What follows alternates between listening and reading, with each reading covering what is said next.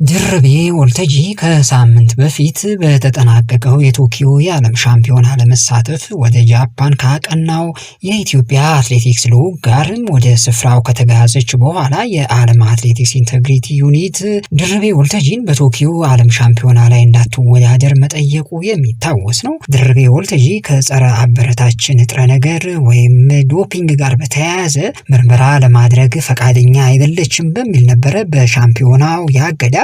በ1500 ሜትር ለሜዳሊያ ተጠበቅ የነበረው ድርቤ ወልተጂ በዚህ ጉዳይ ምክንያት ከውድድር ውጪ መሆኗም የሚታወስ ነው። ይሁንና ድርቤ ስለገጠማት ችግርና ችግሩ ከተፈጠረ በኋላ ቶኪዮ ላይ ስለተፈጠረው ነገር እስካሁን ወደ ሚዲያ ቀርባ አልተናገረችም ነበረ። በመጨረሻ ግን ወደ ሚዲያ መታ በተለይ ከታገደች በኋላ ቶኪዮ ላይ የገጠሟት አሳዛኝና አሳፋሪ ነገሮች በዝርዝር ለሚዲያ ተናግራለች። ድርቤ ቶኪዮ ላይ ለምንና እንዴት ባጇን እንደተነጠቀች የኢትዮጵያ አትሌቲክስ ፌዴሬሽን ችግሩ ከተፈጠረ በኋላ ድርቤ ላይ ያሳየው ዳተኝነት ኋላ እንዴት ወደ ሀገሯ በራሷ ወጪ እንደተመለሰችና በከፍተኛ ሀዘን ውስጥም ሆና ያጋጠማትን ችግሮችም በዝርዝር ተናግራለች። ሀገሬን ለመወከል ቶኪዮ ብሄድም እዛ የገጠመኝ ነገር ግን በእጅግ በጣም ልቤን ሰብሮታል ስትል ድርቤ ተናግራለች። በዚህ የመረጃ ሰዓታችን ድርቤ ለሚዲያ የሰጠችው ረዥም ቃለ መጠይቅ ጨመቅ አድርገን ፍሬ ነገሩን እንነግራችኋለን። አብራችሁን ሁኑ። ሰላም እንዴት ናችሁ? ውድ የዛሬ ሚዲያ ቤተሰቦች፣ ለቻናላችን አዲስ ከሆናችሁ ላይክ፣ ሼር፣ ሰብስክራይብ በማድረግ ቤተሰብ እንድትሆኑ እየጋበዝን ወደ መጀመሪያው መረጃችን እናልፋለን።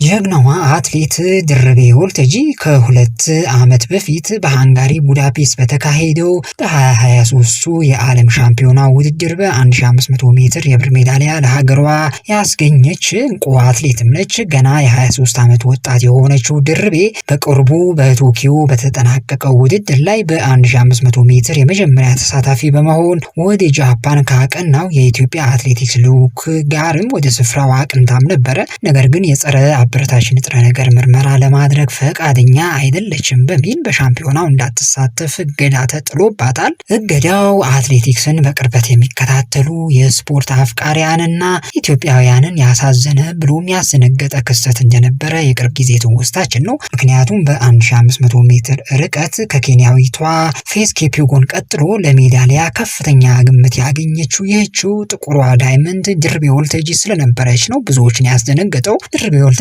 በመጨረሻ ወደ ሚዲያ መታ ስለ ምርመራው ጉዳይ የራሷን እውነታ አስረድታለች። ከሸገር ሬዲዮ ሸገር ስፖርት ፕሮግራም አዘጋጅ ከሆነው ጋዜጠኛ አበበ ግደይ ጋራ ድርቤ ባደረገችው ቃለ መጠይቅ እንደ ሀገር የሚያሳዝኑ ነገሮች ጭምር ይፋ አድርጋለች። ድርቤ ከተናገረቻቸው ነገሮች መካከል ቶኪዮ ከልዑካን ቡድኑ ጋራ ስፍራው ከተጓዘች በኋላ ስለ እገዳው መስማቷን የተናገረች ሲሆን በዚያው ቅጽበት ቶኪዮ የሚያቆያትን ባጅ መነጠቋን በሀዘን ተናግራለች። ባጁ ከተነጠቀችም በኋላ ከፍተኛ እንግልት እንደደረሰባት የተናገረችው ድርቤ ችግሩን ለማቃለልም ሆነ የስነ ልቦና ተጎጂ እንዳልሆነ የአትሌቲክስ ፌዴሬሽን አመራሮች ምንም አይነት ጥረት አላደረጉልኝም ስትል ከፍተኛ በሆነ ቁጭትም ተናግራለች። ድርቤ ሀገሬን በተደጋጋሚ ወክዬ የሚጠበቅብኝን ሁሉ ፈጽሜያለሁ። ቶኪዮ የሄድኩትም ሀገሬን ወክዬ ለመሳተፍ ነበረ። ባጄ ተነጥቄና በተሳሳተ መንገድ ምርመራ አላደርግም ብላለች በሚል ምክንያት ከውድድሩ ስታገድ ቢያንስ የፌዴሬሽን አመራሮች የሞራል ድጋፍ ሊያደርጉልኝ በተገባ ነበረ። እነሱ ግን ምን ላይ ወድቃ ይሆናል ብለው እንኳን ከታገድኩ በኋላ ደውለው አልጠየቁኝም ስትል ቶኪዮ ላይ የገጠማትን ጉዳይ በቁጭት ለሸገር ሬዲዮ በይፋ ተናግራለች። ድርቤ ወልተጂ የጸረ አበረታች ንጥረ ነገር ምርመራን አስመልክቶ ስለታገደችበት ምክንያትም የራሷ እውነትን በስፋት ይፋ አድርጋለች። አትሌቷ እንዳለችው ፌብሩዋሪ 18 ቀን 2025 በዓለም አቀፍ ደረጃ ደም ሰጥታ ምርመራ ማድረጓን የተናገረች ሲሆን ከዚያ በኋላ ሁለተኛ ምርመራ ለማድረግ ወደ ቤቴ መጥተው ነበረ። በሰዓቱ ከባድ ትሬኒንግ ሰርቼ ረፍት ለማድረግ ተኝቼ ያለ ነበረ የመጡት። መተኛቴን ስላወቁ ደም መውሰድ ሳይችሉ ተመለሱ። ከእንቅልፌ ከተነሳሁ በኋላ ቤት ድረስ መምጣታቸውን ሰምቼ ደውዬ ምርመራ አሁን ሊያደርጉልኝ እንደሚችሉ ነግሬያቸው ነበረ። መርማሪው አካል ግን አስቀድመን መተን አተንሻልና አሁን አንመለስም የሚል አይነት ምላሽ በገደምዳሜ እንደሰጧትም ይፋ አድርጋለች። ይህም በድርቤ ወልተጂና በመርማሪው አካል መካከል የነበረው የተግባቦት ችግርና መተላለፍም በዝርዝር ተናግራለች። ምርመራ ለማድረግ ፈቃደኛ አይደለችም የሚለው ነገር ግን ውሸት እንደሆነም ድርቤ ተናግራለች። ድርቤ በቃለ መጠይቋ አጽንኦት ሰጥታ የተናገረችው ግን የኢትዮጵያ አትሌቲክስ ፌዴሬሽን ሀገር የወከሉ አትሌቶች ውጤት ሲያመጡ ብቻም ሳይሆን የሆነ ችግርም ሲያጋጥማቸው ከጎናቸው መሆን ሲጠበቅበት ቸልተኛ መሆኑ አሳዝኖኛል ብላለች። ከቶኪዮ ባጇን ከተነጠቀች በኋላ በራሷ ወጪ ወደ ሀገሯ ኢትዮጵያ መመለሷን የተናገረችው ይህችው አትሌት ከዚያ በኋላ ምን ላይ ልውደቅ፣ በምን አይነት ሁኔታ ውስጥ ትሆን ብሎ ከፌዴሬሽን አመራሮች ማለትም ከመሰረት ደፋር ውጪ አንድም አመራር ደውሎ እንዳልጠየቃትም እንግዲህ ድርቤ ተናግራለች።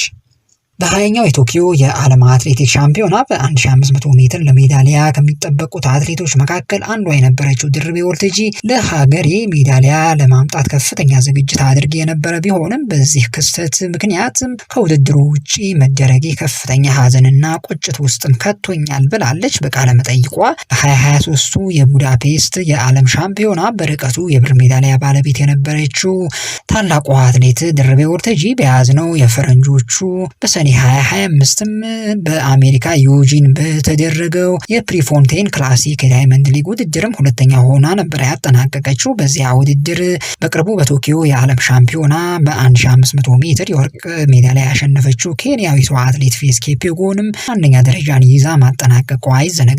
በነገራችን ላይ በዚህ ወቅት በ1500 ሜትር ርቀት ከኬንያዊቷ አትሌት ፌዝ ኬፒጎን ቀጥሎ የምትጠቀስ ትልቋ አትሌት ድርቤ ወልተጂ ነች።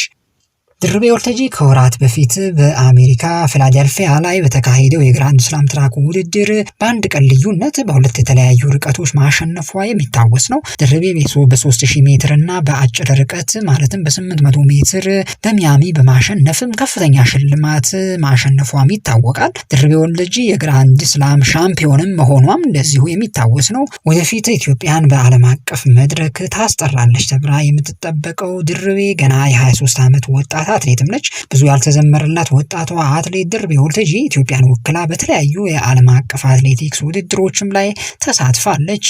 ለአብነትም በ2019 በአፍሪካ ከ20 ዓመት በታች ሻምፒዮናም ውድድርም በ1500 ሜትር ወርቅ በማሸነፍ ታሪክ የሰራችው ድርቤ ወልተጂ ከአትሌት ገንዘቤ ዲባባ በኋላ በዚህ በመካከለኛ ርቀት ላይ የተገኘች እንቁ አትሌት ነች ልትባልም ትችላለች። ገና በወጣትነት እድሜ ላይ የምትገኘው ድርቤ ከዚህም በላይ የሀገሯን ሰንደቅ ዓላማ በተለያዩ የዓለም አቀፍ መድረኮች ላይ የምታስጠራ አትሌት መሆኗም እሙን ነው። ነገር ግን ከሰሞኑ የሆነው ነገር በከፍተኛ ደረጃ ስሜቷን እንደነካ ነው በቃለ መጠይቋ የተናገረችው። እኛም መልካሙን ሁሉ እንዲገጥማትና በቀጣይም የሀገሯን ሰንደቅ ዓላማ በዓለም አደባባይ ተመልሳ ከፍ አድርጋ እንድታውለበልብ መልካሙን ሁሉ እንዲገጥማት ምኞታችን ነው።